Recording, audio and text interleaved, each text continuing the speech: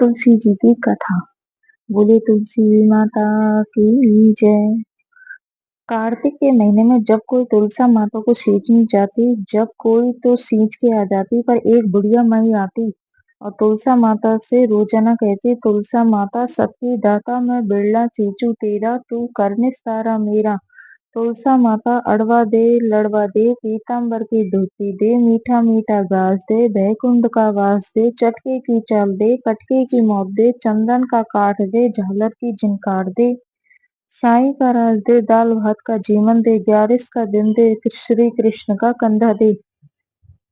इतनी बात सुनकर तुलसा माता सूखने लगी। भगवान ने पूछा, तुम्हारे पास तो इतनी औरतें आती हैं, तुम्हें जिमावे गावे, तो भी तुम कैसे सूखने लगी?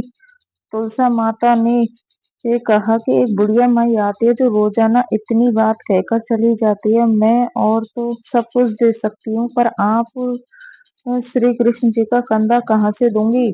थोड़े दिन बाद बुढ़िया बाई मर गई। सब कोई उसको उठाने लगे, पर वह इतनी भारी हो गई कि वह किसी से ना उठती। सब कोई कहने लगे, पाप घाट की माला फेरती थी जिसने, ये इतनी भारी हो गई। भगवान बूढ़े ब्राह्मण का रूप धारण करके आए। ये सबसे पूछने लगे, इतनी भीड़ क्यों हो रही है? सब बोले, एक बुढ़िया माई मर गई है, एक पापनी थी, इसलिए किसी से उठती नहीं।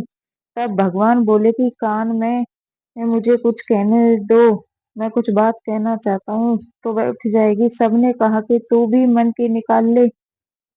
भगवान ने जाकर उसके कान में कहा, बुढ़िया माई तू बिरला सींचे मेरा, मैं करूँ निस्तारा तेरा।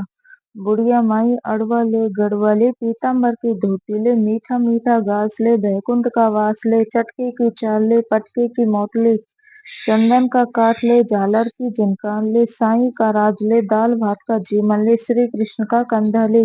इतना सुनते ही बुढ़िया माई हल्की हो गई। भगवान कंधे पर ले गए, उसकी मुक्ति हो गई। हे तुलसी माता, जैसे उसकी मुक्ति करी वैसी हमारी करियो, जैसे उसको कंधा दिया वैसे हम सबको दियो।